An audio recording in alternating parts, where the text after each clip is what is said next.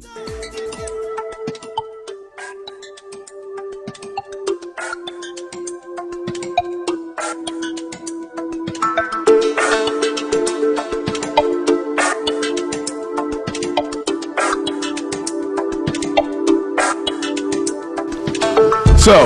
we're going to talk about the 7 deadly sins. As I said a minute ago, much of what we suffer as a race of people is deliberate. It is organized. It's amazing how much black people blame themselves for the causes of this situation, as opposed to being able to wake themselves up into a larger consciousness to truly see that what goes on with you has been engineered. The psychotropic drug movement, totally engineered. This whole ADHD thing, conduct disorder, it's all been engineered. It comes out of the Federal Anti-Violence Initiative program, which comes out of the 1980s. If you go back in your memory, you will remember that in the 1980s, the United States government was pouring money into a research project to determine whether or not there was a gene in black men that predisposed them to violence. Everybody remember that?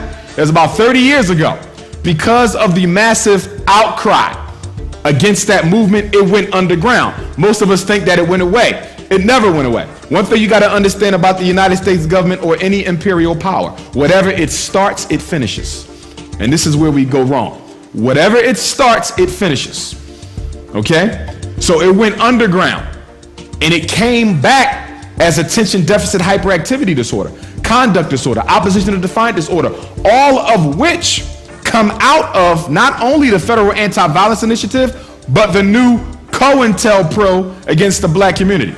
For example, any black boy in America who's diagnosed with a disruptive behavior disorder, which basically means that at some future point in time, they could cause a serious problem to the establishment, the FBI automatically has access to their psychological evaluation reports. Let me say that again. Any black boy in America diagnosed with a disruptive behavior disorder, the FBI automatically has access to the psychological reports. Because as J. Edgar Hoover said, the goal of the FBI is to do what? Prevent the rise of another black messiah. We also know that the FBI was created on who? The Honorable Marcus Messiah Garvey. J. Edgar Hoover's first full-time job with the FBI was to do what? Bring down greatest leader of the 19th century, the Honorable Marcus Messiah Garvey. So COINTELPRO is still here. It's in the form of the disruptive behavior disorders, engineered by the government, the FBI, and who's the third factor? The drug companies. One thing you got to understand about psychology, it's no longer a true science. Psychology has become psychoeconomics. The makers of Ritalin and Strattera and Prozac and Cycler, and the list goes on, the makers of these major black psychotropic drugs are the #1 financiers of the American Psychological Association, the American Psychiatric Association, the National Institute of Mental Health. What I'm trying to get you to understand is much of the diagnoses, much of the disruptive behavior diagnoses that we use on black children were paid for by the drug companies. The drug exists before the diagnosis. You need to understand this. The drug exists before the diagnosis. The diagnosis is created to feed the prescription. The diagnosis is created to feed the description. To give you a quick point in what I mean, I think I have with me a copy of the DSM-4, the Diagnostic and Statistical Manual of Mental Disorders. You should have a copy of this. Buy one if you don't. You need it if you're a parent, if you work with children. This is the Bible of psychology and psychiatry. Anything we diagnose comes out of this book. The DSM-4-TR, text revision, is silver with blue letters. The interesting thing about this book is on the back cover, there's a picture. It says American Psychiatric Association 1844 with a picture of Benjamin Rush. Benjamin Rush was one of the signers of the Declaration of Independence. He was also dean of the medical school at Pennsylvania Hospital. But more importantly, he was a psychiatrist who used to diagnose enslaved Africans with a mental disorder, okay, called nigritude. Nigritude was a mental disorder that rendered the brain of the African totally unusable. You was an imbecile. The chief symptom of nigritude, according to Benjamin Rush, was the turning of the skin black. He was actually the father of American segregation because he said that blacks had to be separated from whites because if whites rubbed up against black skin, they would catch nigritude and thusly their brains would be useless. His picture is not on there by accident. But I want to flip the ADHD real quick to give you a quick point in what I'm talking about as it relates to. Okay. This is attention deficit hyperactivity disorder. I'm going to give you some of the chief symptoms. Listen to this. Often fails to give close attention to details. Is careless in schoolwork. Has difficulty sustaining attention in task or play. Often does not seem to listen when spoken to directly. Often does not follow through on instructions or fails to finish schoolwork, chores, or duties in the workplace. Often has difficulty organizing tasks and activities. Often avoids, dislikes, or is reluctant to engage in tasks that require sustained mental effort, such as schoolwork or homework. Often loses things necessary for tasks or activities. Is often easily distracted by extraneous stimuli. Is often forgetful in daily activities. Who in here does this not describe once in a while? Do you see what I'm talking about? I want you to understand why so many of our boys are being diagnosed with this made-up disorder that they don't even have. Because the criteria are so general that any human being on any day of the week can get the diagnosis. Now, trivia question of the day. There used to be something called attention deficit disorder in this book. It was taken out. And now it's only ADHD, primarily hyperactive, or primarily inattentive, or combined. My question to you is, why did they take ADD out? Before there was an ADD and a separate ADHD. There is no more ADD. Anybody who's still walking around with that disorder had it for about 10 years. You follow me? Now my question to you is, why did they drop ADD and make everybody ADHD, primarily hyper, primarily inattentive, or combined? Why did they get rid of ADD? Anybody want to take a crack? Yes, sir.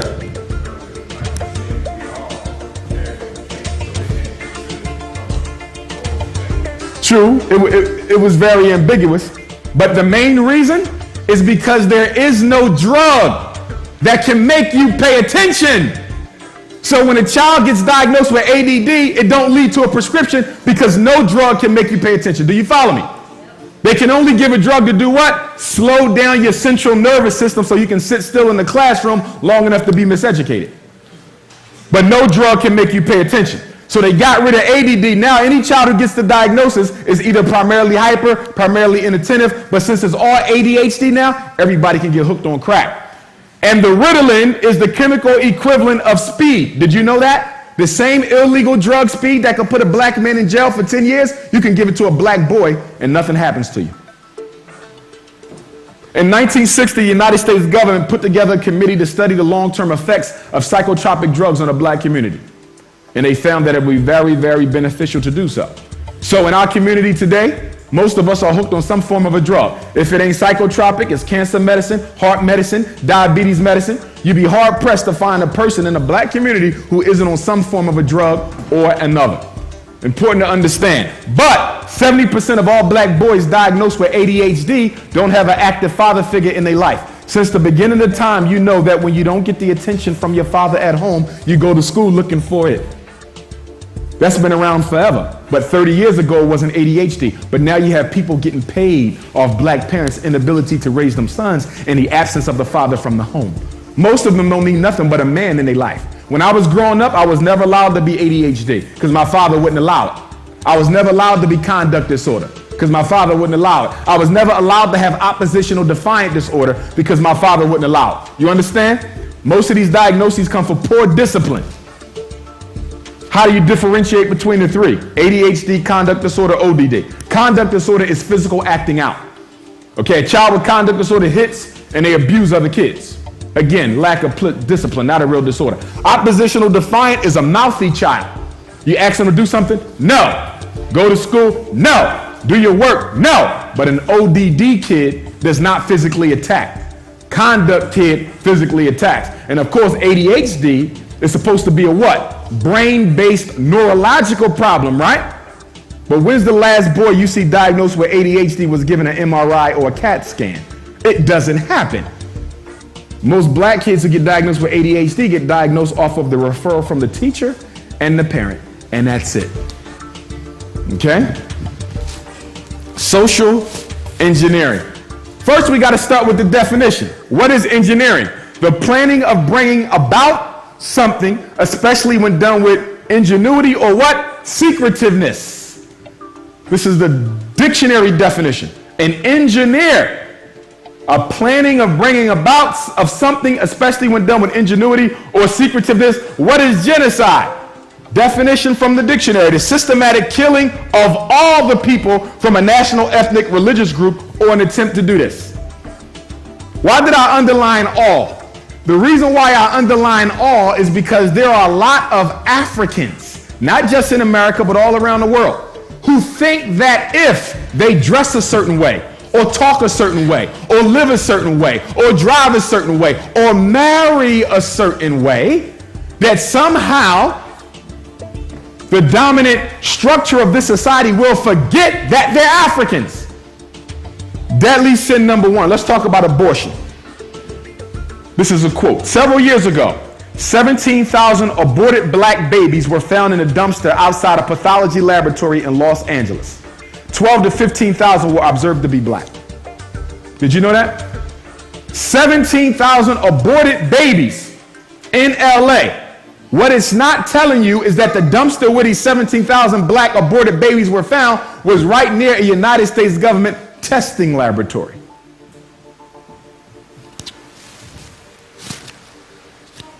The United States still has not ratified the 1948 United Nations Genocide Conventions, which made crime of genocide an international crime. Why has the United States government not ratified that document from the Geneva Convention pertaining to genocide?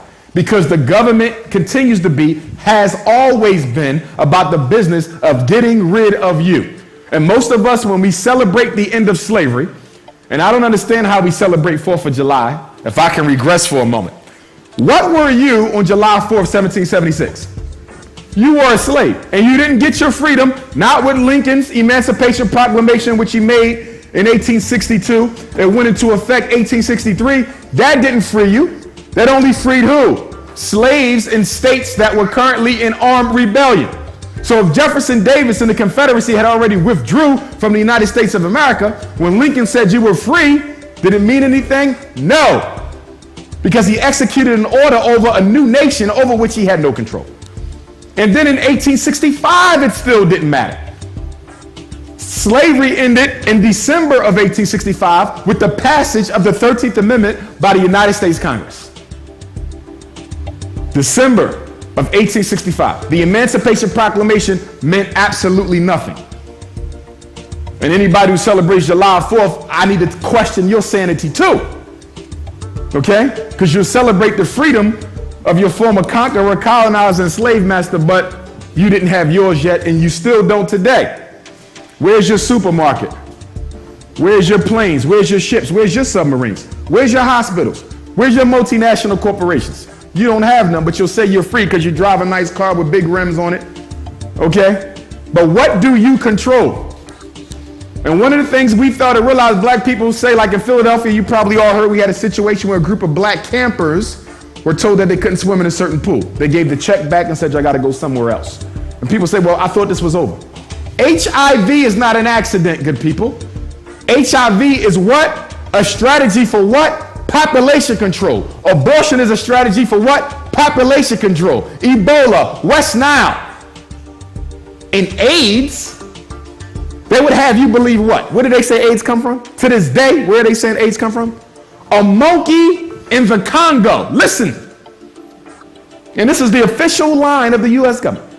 A monkey in the Congo, Central Africa, which is the richest piece of real estate on the face of the earth.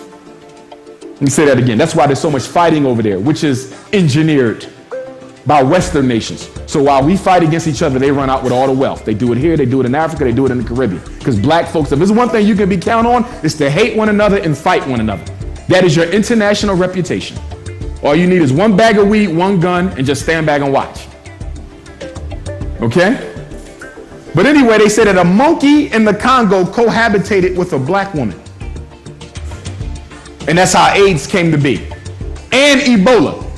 Now, they don't say how the disease jumped from the monkey to the woman, but it happened. So my question to you, who in here is foolish enough to think that AIDS and Ebola comes from a monkey cohabitating with a black woman? But that is the dominant line of the government. If you don't believe me, go and research it right now.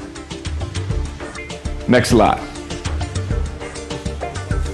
Nah, the arrow down. Come all the way over to your right. Right there. Arrow down. Boom.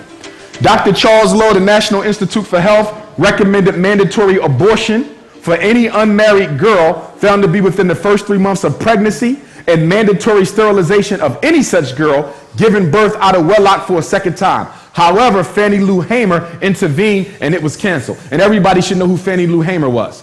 That powerful black woman who never gets enough props from our community for what she did for blacks during the 60s. By herself. Death threats, beatings, etc., etc. And Fannie Lou Hamer found out about this attempt that was supposed to be pushed through Congress to force black women to get abortions. And she intervened, and it went what? Pushed underground. Because anything that they start, they always finish. In fact, before he became president of the United States, junior senator from Illinois, Barack Obama, also just engineered a bill before he got elected, okay, that puts X amount of millions of dollars directly into programs aimed at giving abortions to black teenage girls. Okay, not preventing pregnancy. I don't want y'all to confuse what I'm telling you. I didn't say putting money into preventing. It is to put money into programs that will have teenage girls get abortions. And that's Barack Obama, who's a whole nother topic. I'm not going to get into him because most of y'all couldn't take the truth if you knew it. Next slide down. I'm not going to do it. Abortion. Look at these stats. Since 1973, and I'm a 74 baby, so I'm 35 this coming August, God willing. So since 36 years ago, blacks have aborted 13 million children. 35 years. We ain't say since slavery. We said since I was born. 35 years, we have aborted 13 million babies in this country. 203,000 have died from AIDS. 306,000 were killed by violent crime. 370,000 killed by car accidents. 1.6 million black babies, people, have died of cancer. 2.3 million blacks have died of heart disease. And the winner is abortion. More of African life is exterminated from abortion than everything else put together. You see that? Now, people are saying what right now? That the Hispanic is about to take over and be the largest ethnic group in America. Yes, because you keep killing your babies. Had it not been for them 13 million abortions, the Hispanic would not be outstripping the African. But I don't want you to focus on that anyway. Because what is a Hispanic? The word Hispanic comes to us when? In 1970. By who? The United States Census Bureau. For what purpose? To divide African people on lines of language so people who speak Spanish who don't want to be black don't have to say they black. Did you just hear what I said? There are Puerto Ricans darker than anybody in this room. And there are Africans lighter than any Puerto Rican. My great-grandfather on both sides of my family tree were Spanish-speaking Cubans. If I wanted to, if I didn't have pride in race, I could easily call myself a Hispanic, go learn some Spanish, and I can go and hide in the other camp. See, nobody's proud to be black anymore because we're losing. We're on the bottom. If a young boy wants to join a football team, he don't go to the losing team, he goes to the winning team. And if the winning team won't take him like he is, he will manufacture a new identity so he can fit in. Do you understand what I'm saying? Is it foreign to you? Next slide.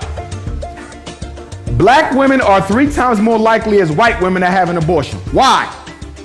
Why are black women, and this is controlling for socioeconomic status, because somebody want to say, well, it's because they're poor. No, this controls for socioeconomic status. So a poor black woman is still 3 times more likely to have an abortion than a poor white woman. Do you want to know why? Because unconsciously, subconsciously, when you hate yourself, as we have been taught, the last thing you want is to see something else that looks just like you. And we go through great lengths to get rid of it. Michael Jackson, much respect to him, is a firm example of what self-hatred can do to a person. And I got a lot of respect for Mike. Although I dislike the fact that he married outside of his race, although I dislike the fact that he glorified white people, I respect him for being a musical genius. Michael Jackson was murdered by the music industry because he did not want to sell back the rights to the Beatles' music. You heard it here. If you don't believe me, go research it. In fact, last week, the LAPD said that they're going to start treating his death as a homicide, which is what I said the first day I knew he was murdered. A black man owns the rights to the music of the most successful white band in American history, and he owns some of Elvis's material. He was smart enough to know that the money in the music industry is not in making the song, it's in controlling the product. Michael Jackson was not broke by a long shot. He didn't have a lot of cash, but he had a lot of wealth. And they tried to force him to liquidate his wealth into cash, and he said, I would not do it. So when he was offered to do 50 concerts in Europe, nobody knew they would sell out in one day, 1 million tickets in less than 24 hours. But because it did, that was going to allow Michael Jackson the opportunity to make the $400 million that he was in debt for, pay it off, and keep the rights to the Beatles' music. So if they wanted to get the catalog back, they had to do what? Kill him before the tour started. And that's exactly what they did. It's the same thing they did to Sam Cooke after he told Malcolm and Martin that he was going to finance the civil rights struggle of the 60s. And he was the first major black artist to own his own publishing. Did you know that? Next slide. It's all social engineering. Anything I say, I can prove it. Every day, more than 1,400 black babies are aborted in the United States. Did you know that? Every day, 1,400 flushed down. Flushed down. But some of y'all still ain't convinced, so we're going to keep going. Next slide. Since 1970, the black community has aborted 13 million. 13 million. The reason why the so-called Hispanic, which is nothing but a Spanish-speaking African, is about to outstrip you is because they keep their babies. Yes, they do get abortions. They do. You understand? But because the menticide on them was not as severe as what was visited on you, they'll have a house full of 15 and be proud as hell. You have one more than two and you start looking like something wrong with you. They keep theirs. You get rid of yours. Next slide. You say that I don't have the money to take care of this child. But last time I checked, babies have been raised in the black community without 2 pennies to rub together since the beginning of time. Can I get an amen? Black women over 50 years old are 4.7 times more likely to get breast cancer if they had a prior abortion compared to women who have never aborted. Did you know that? This has been a scientific secret for years that there's a direct link between abortion and cancer and black women. It's something about those fluids, those aborted fluids staying up in the womb that somehow ends up going up to the breast and causing all types of cancer problems. Just like there's a direct relationship between what? Antidepressant medicine, black women, and brain cancer, which is why I tell my sisters to find a good therapist, but don't get hooked on them drugs because they're very addictive and they do cause cancer. In fact, most of the psychotropic drugs that we give black children are not allowed to be prescribed to white children in the United Kingdom, Great Britain. Did you know that? They do not allow their children to take the same drugs we get here because their deadly potency. Something else you need to know. It wasn't until the turn of the century, the year 2000, that the Food and Drug Administration, for the first time in history, said what? That you could give a child adult psychotropic medicine. Nearly every drug that we give these babies was designed for adults. But in 2000, which was only 9 years ago, the FDA said, yes, you can give him and her drugs that were made for 30-year-old people. Does that make any sense to you? But this is what's going on because we believe anything we see on TV. We believe anything the teacher tells us, the principal tells us, and they might be well-meaning individuals. But that's why you got to get a political consciousness, African people. You can no longer just swallow everything that's given, including what I'm saying. I want you to research me because I know it's 100% fact. But the reason why I need you to research me as well as everybody else, because if you just accept what I say and don't research it, you'll accept the next man. I'm telling you the truth, he might be lying. So you got to get in the habit of questioning everything, especially what you see on CNN. Next slide.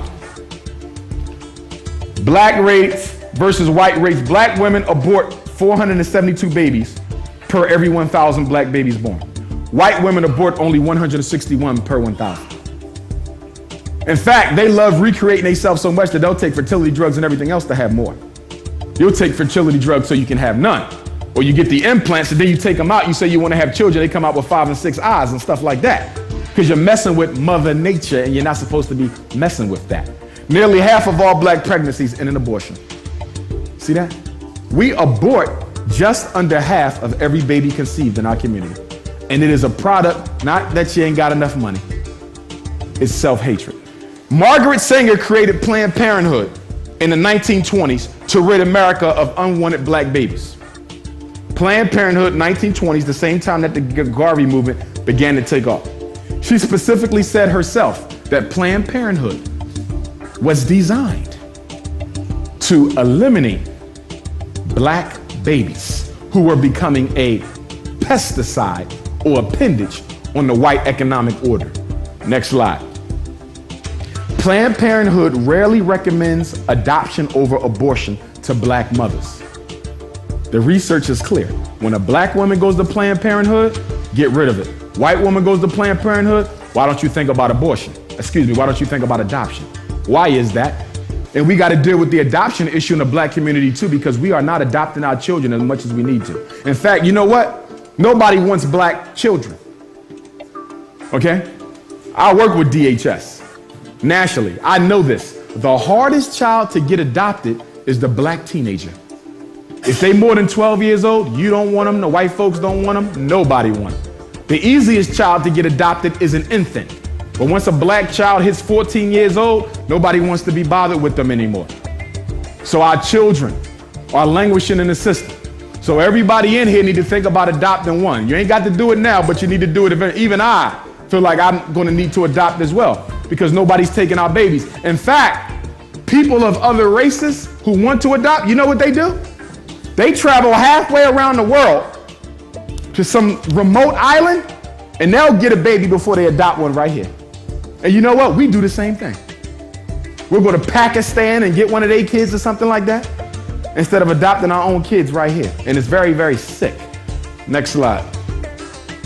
Margaret Sanger said, quote, "The most merciful thing that a large family does to one of its infant members is to kill it."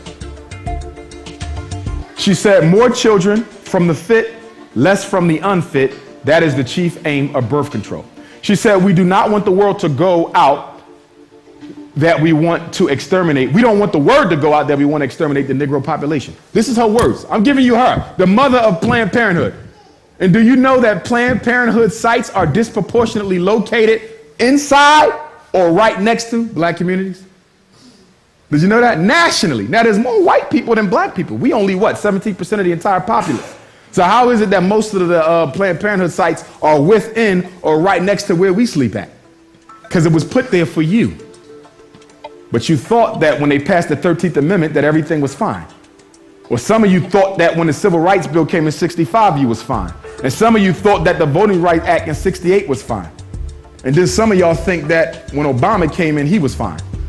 The marriage bed is the most degenerating influence in the social order, according to Margaret Sanger. Next slide. If your parents are stupid enough to deny you access to birth control and you are under 18, you can get it on your own, called Planned Parenthood. Most states have stripped away the rights that parents have over their children's lives. It's a national movement.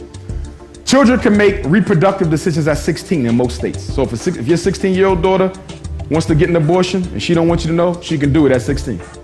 In most states, a child can get mental health care at 14. If your child wants therapy, if they want to check themselves into a drug and alcohol rehab, they can do it at 14. Okay? This has been going on systematically. It's reducing the true age of adulthood without saying it. And if you want to fool a black person, all you got to do is put it in the words, because we don't analyze anything. All we do is take what somebody tell us on TV, magazine, and you run. Okay? Planned Parenthood advertisement, Dallas Observer, January 30th, 1986. This was in there. 1986, that's your lifetime. If your parents are stupid enough to deny you access to birth control and you are under 18, you can get it on your own. Next slide. Margaret Sanger helped develop the abortion pill. Did you know that? The IUD, intrauterine device, and supported a law requiring forced sterilization of women who sought public assistance. Did you know that? which was law in 38 of the United States. It was never adopted federally. But just because they don't say it in DC doesn't mean any of the 50 states can do it on their own. It's what we call states' rights. Did you know that? Up until the 80s, a significant portion of states in this union, if you got public assistance, you were also sterilized. We thought they were only doing it in Africa and in the Caribbean. It was right here. I'll give you one better. I'll give you one better. Also up until the 1970s in some states in America, if your IQ score, if your intelligence quotient fell within the deficient range, you were also automatically sterilized.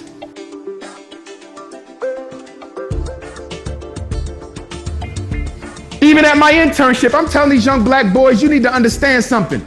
In here, you get away with murder because you have a so-called diagnosis.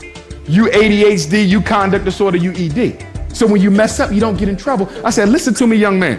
When you get outside and you start mouthing off at one of them cops, and he tell you to stay still and you jumping around anyway, and you tell him that you got ODD and you can't control it, he don't have to respect that. When you run into the law, no mental disorder is above the law. Do you understand? So when we teach these boys that you can't control yourself unless you have a pill, we are crippling them for life and we don't even see it. To my single parent mothers, you got to stop crippling your sons. There's an old saying in our community that we raise our daughters and we love our sons. That's so true. The daughters, you make them strong and independent because you know what you went through. But then your sons, you let them sleep all day, don't go to school. He eating over there. He ain't even got to go to school, just football practice, no discipline in the house. And we wonder what's going on. And brothers, we got to step up. Even if you got a son of your own, there should be, every brother in here should be accountable to one other black boy that ain't his child. It takes a village to raise.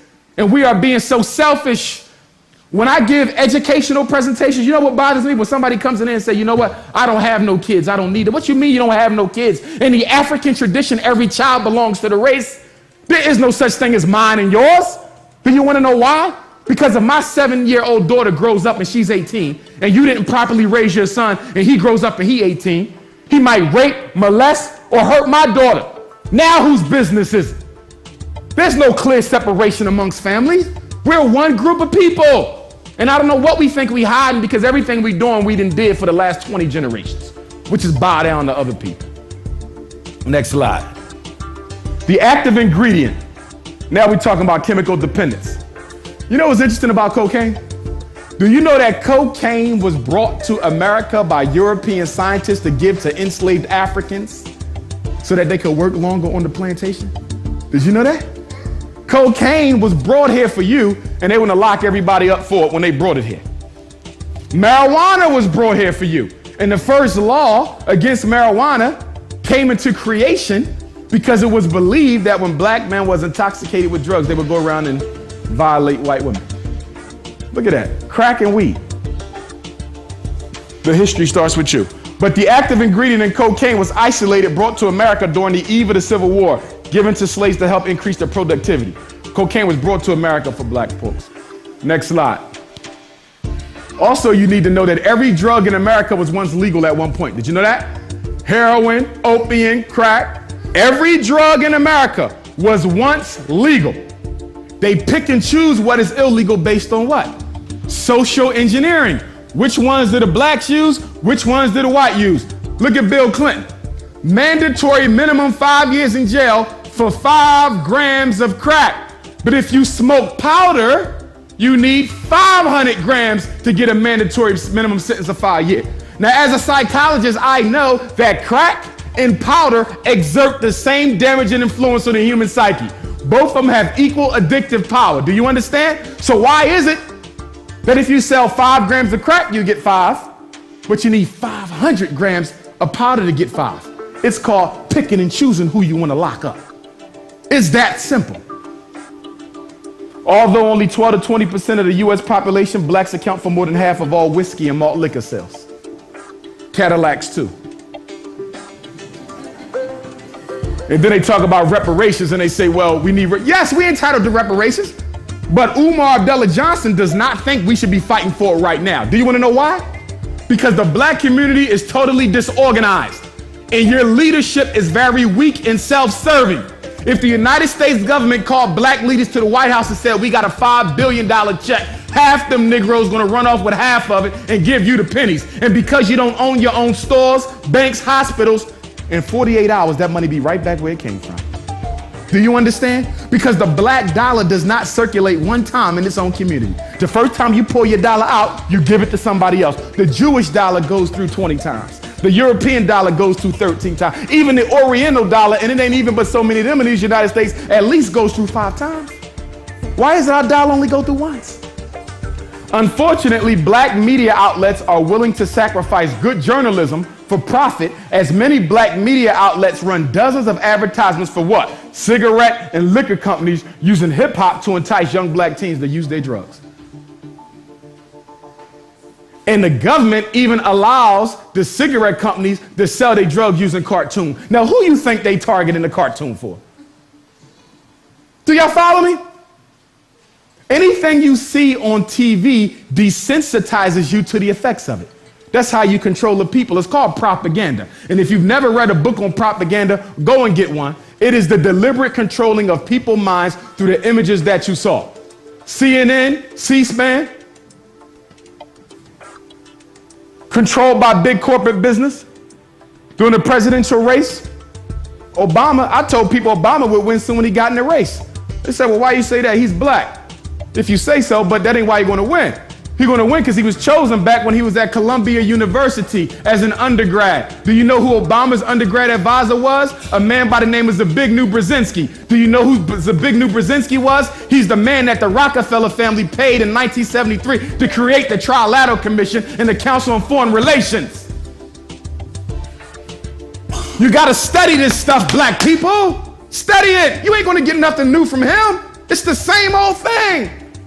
You'll see in 8 years because y'all not convinced yet. Next slide. Tobacco and liquor are drugs. Cigarettes and alcohol kill more blacks every year than cocaine and marijuana. Let me say that again. More of us will die from cigarettes and alcohol than we will from weed or crack. So why does weed and crack send you to jail, but alcohol and cigarettes don't? You notice that? Because alcohol, first of all, one thing you got to understand about the government again, and when I say government, I'm speaking of all European governments. That's France, Britain, UK. Do you know that illegal drugs and legal drugs are made by the same people? Did you know that? Do you know that illegal drugs is worth $500 billion a year to the United States economy? Without illegal drugs, Wall Street would crash. Why did America go into Afghanistan in 9/11? Was it to make the world first safe for democracy? It ain't safe here. Because Afghanistan is the #1 poppy producing country on the face of the earth. If you don't believe me, go and look it up. The Taliban have burned all the poppy seed in Afghanistan. And former Secretary of State Colin Powell went over there and gave them a $50 million grant, which was reported in the New York Times. Why would the Secretary of State for the United States be giving the Afghani people $50 million to replant poppy seed so America gets its supply? And Wall Street will fall without it. You don't need a computer every day. You don't need a car every day. You don't need a toaster every day. You don't need a video game every day. But crack, you need. So they funnel the drug profit through Wall Street so Wall Street can stay afloat, good people. The #1 business of America is drugs. What made America big? Tobacco and hemp. Hemp is nothing but marijuana. Do you know more hemp was grown in America than any other crop during the Revolutionary period? And they talking about they anti-drug. If they was anti-drug, there would have never been no American Revolution. Next slide. In the early 1900s, white employers used to give cocaine to black workers to increase energy and stamina. Next slide.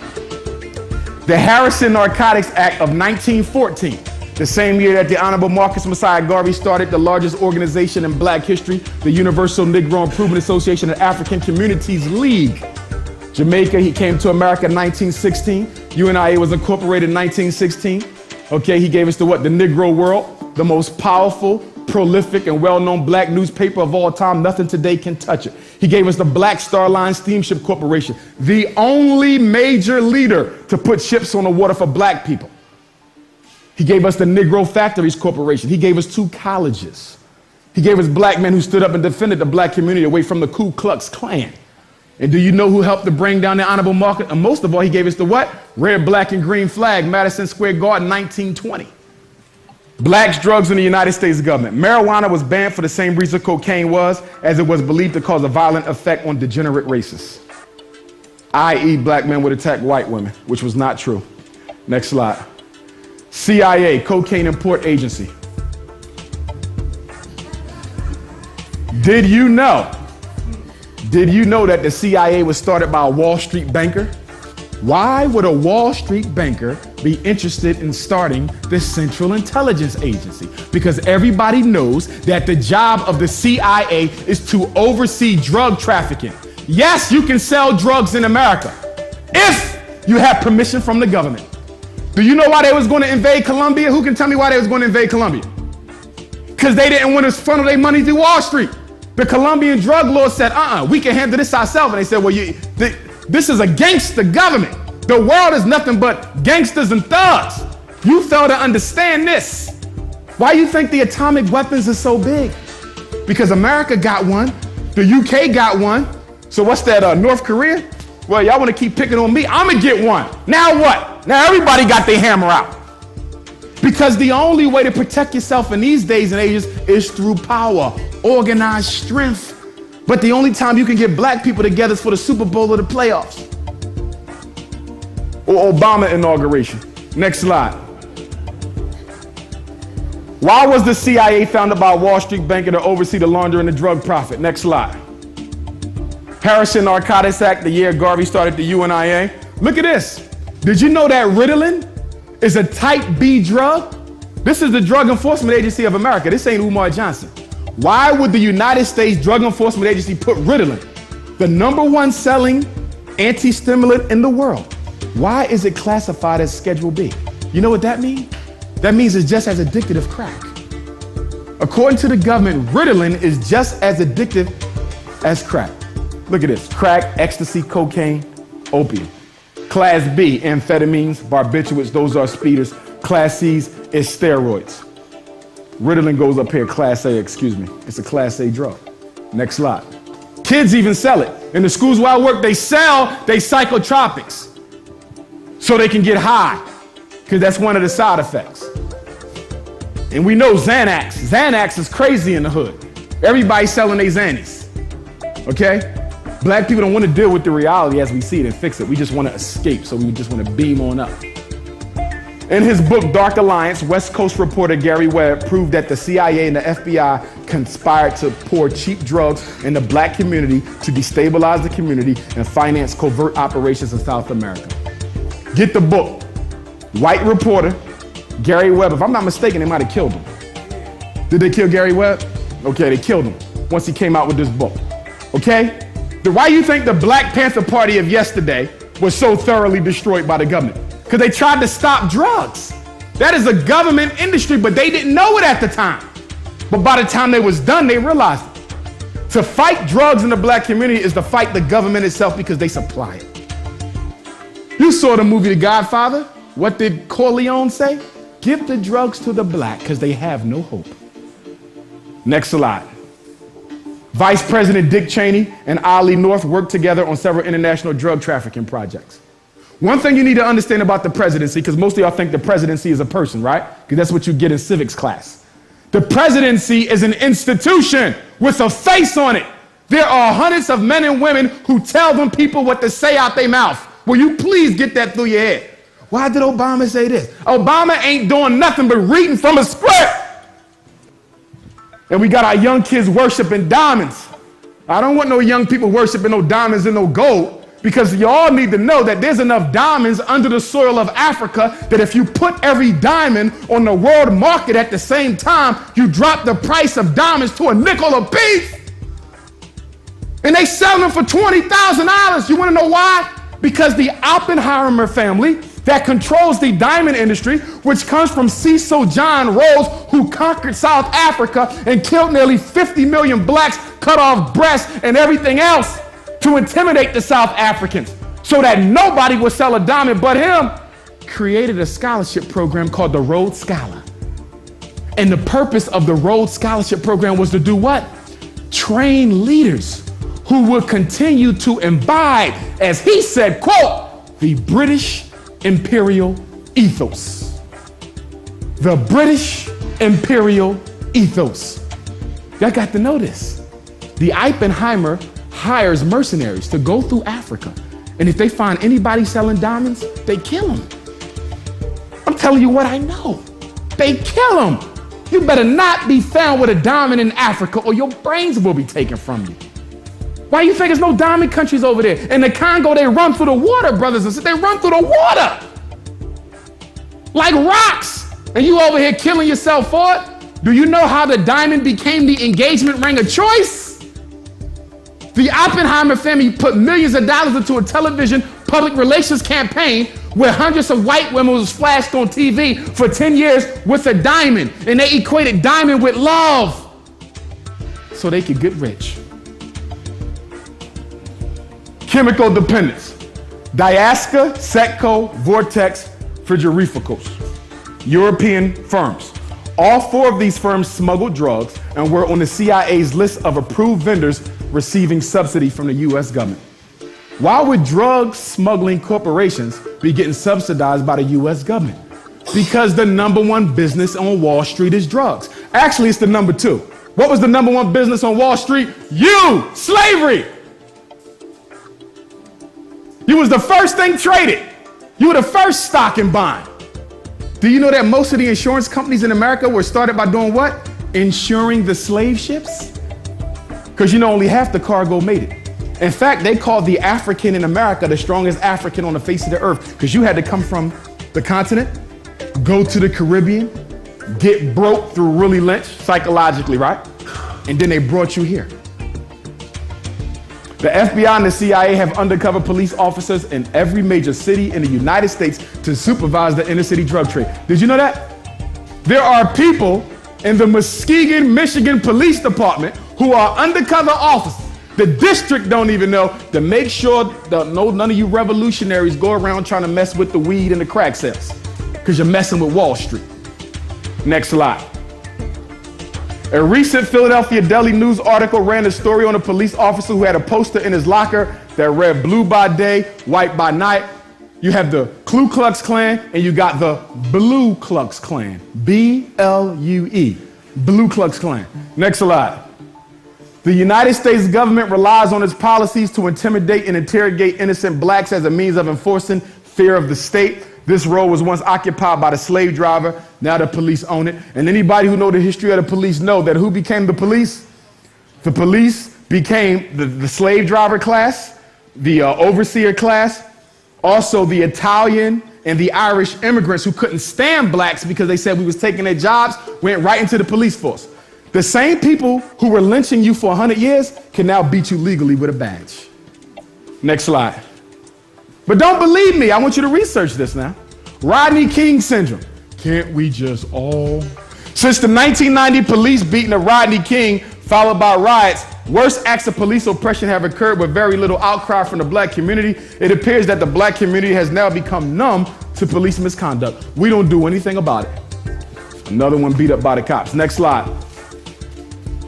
Police brutality. 2006, 2007, the Philadelphia police shot 82 civilians, most of them black, killing 37. Yet, since 2005, only 11 police have been shot by civilians, with 2 being killed.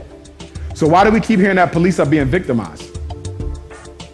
It ain't okay to shoot police, but it definitely ain't okay to shoot young black boys. But if only 2, and we're looking at Philly, if only 2 were killed, but yet y'all killed 37 of us, how is it that the media is making it like the police are the ones being shot and killed? It's called propaganda. Propaganda is what? The science of controlling the way people think. I can make you like Obama, but if I ask one of you, why did you vote for him? You probably give me a silly reason. When I ask people why they voted for Obama, you know, one person said he was handsome.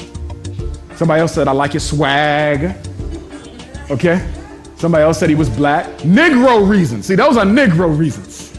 Give me a concrete reason why you voted. You don't even know. Because the news and the Urban League and the NAACP, both are white organizations, by the way, they control the way you think. And the next thing you know, you at the ballot box voting, and you don't even know why. Propaganda. Next slide.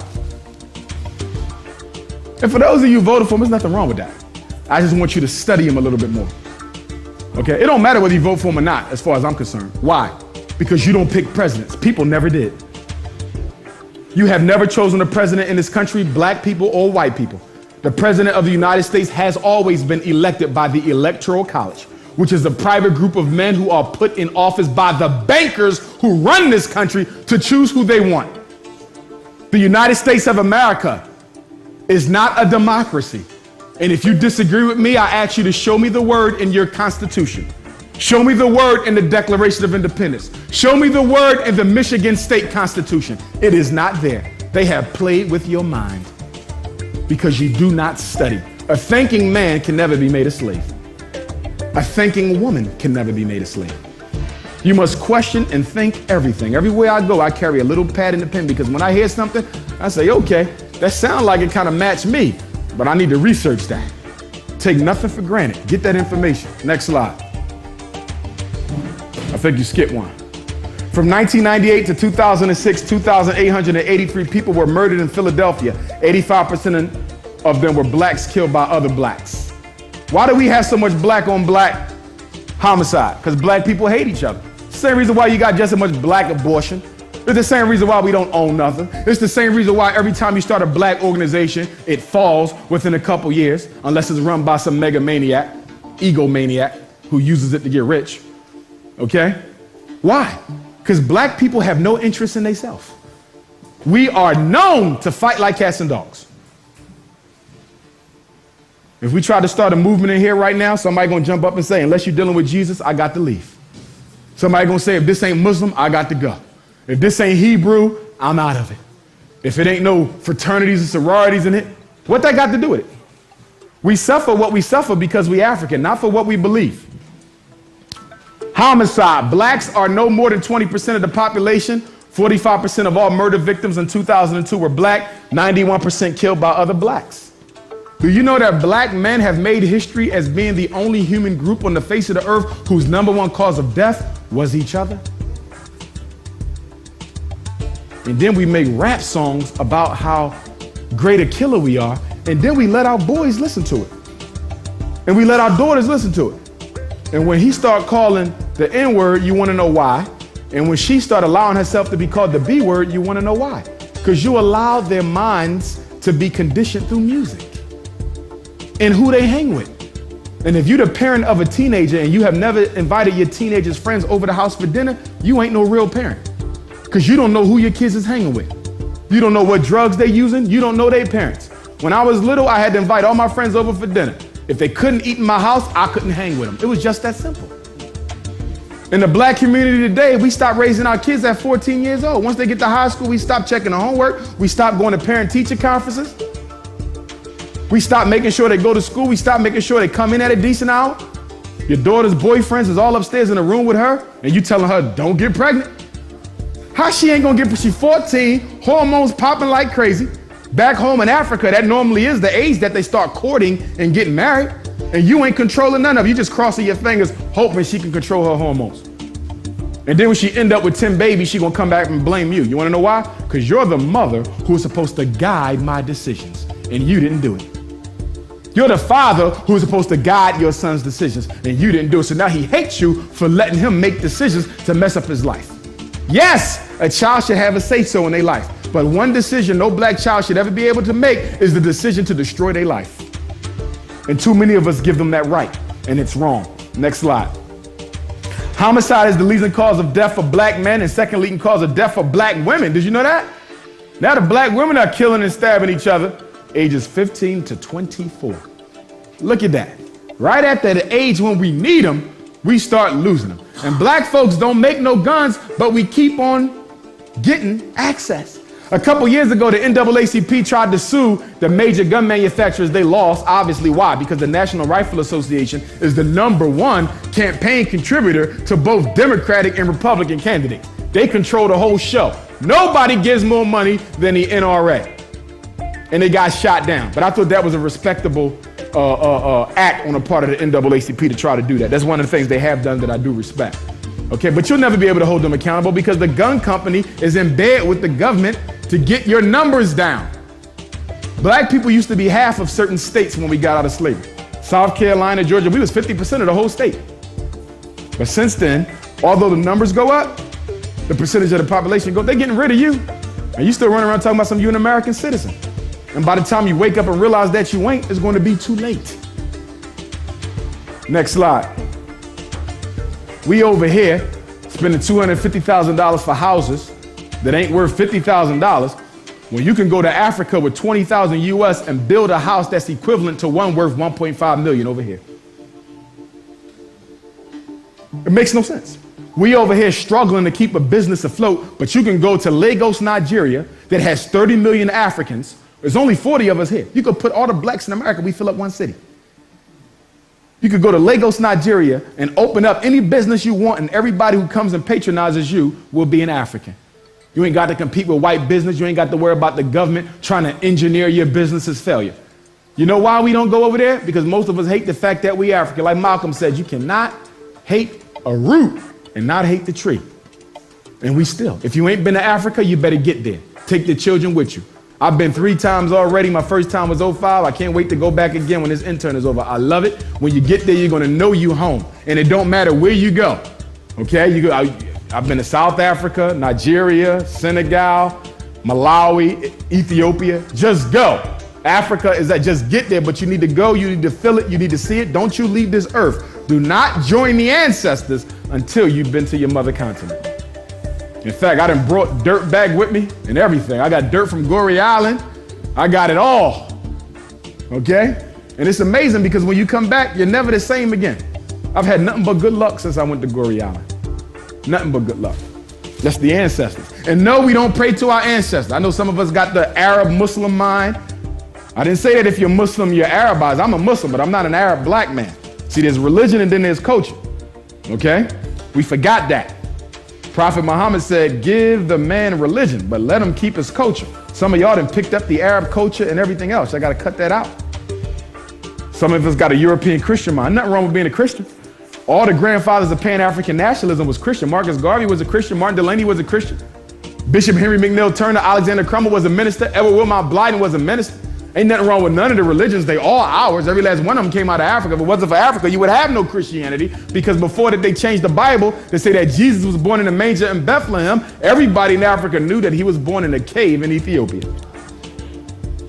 Everybody know that Moses was an Egyptian. And everybody know that Muhammad's mother and father were of African descent, because the entire Saudi Arabia was a colony of Ethiopia. You don't get no religion you got. I don't care how special you think you are that didn't come from Africa. Because we love to be some Negro stuff. Oh, I'm a this and I'm a that and I'm a this and I'm a that. Why can't we just be African? Af from Ra, God. Ka, spirit. To be African is to be from the spirit of God. That's enough for me. Next slide. Blacks are overrepresented in crimes involving drugs compared with low rates of crimes involving poison, workplace killings, and sex-related homicide.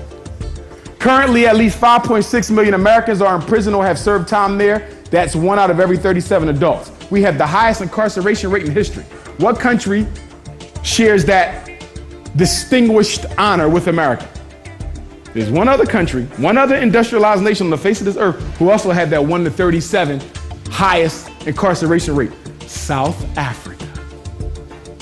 They are locking black men up in South Africa like it ain't no tomorrow. Special education prison connection. 2.2 million black children in special ed and 2.2 million blacks in prison. You see that? 2.2 million black kids in special ed, 2.2 million black in prison. Now, for special education, okay, a learning challenge is not a learning disability. A learning problem is not a learning disability. A learning disability is a disorder in one of the basic psychological processes involved in learning that prevents the child from making adequate academic progress. It is not a kid who don't like school. It is not a child from a home where the parents didn't graduate from high school themselves. It is not a kid who keeps getting kicked out of school because he don't know how to sit still. It is not a child who comes from parents who don't make them do their homework. Do you understand? Too many black kids are going into special ed because we as adults are not making them do their homework. They're not getting practice. If I want to be a good basketball player, I got to practice. They said Kobe Bryant goes to the gym at 5 o'clock in the morning. How many of you work your kids up at 5 o'clock in the morning on Saturday to practice some math? And all our black kids running around talking about something they don't like math. The word math, chemistry, is African. Do you know that? Chemistry, the science of the blacks. Come on. We losing our kids. And we got these young brothers running around thinking they're going to be the next Michael Vick or Michael Jordan. Listen to me, young people. Only 1% of all high school athletes will go pro. Let me say that again. Only 1% of all high school athletes will go pro. So if we know that only 1% of all high school athletes will go pro, why is Raheem and everybody else thinking they're going to the league? And I didn't say kill their dreams. In fact, you're starting center, Rasheed Wallace, same neighborhood as Philadelphia as I am. Don't kill their dreams, okay? But make sure they have a fallback plan in case they don't make it. See, for most of our young black men, when they don't make it, you know what? They end up selling weed, crack. Every year you pick up the Daily News. I'm sure you do it too here. And you read one of your great high school legends was arrested for doing something stupid because everybody around him told him that he was going to be some great football or basketball player, and it just didn't happen. And what really bothers me is I want to know why we let our boys settle for being basketball players and not owning the team. Why do they settle for being football players and not owning the team? You want to be the quarterback? How about being an owner who writes everybody's check? Ownership is the opposite of slavery.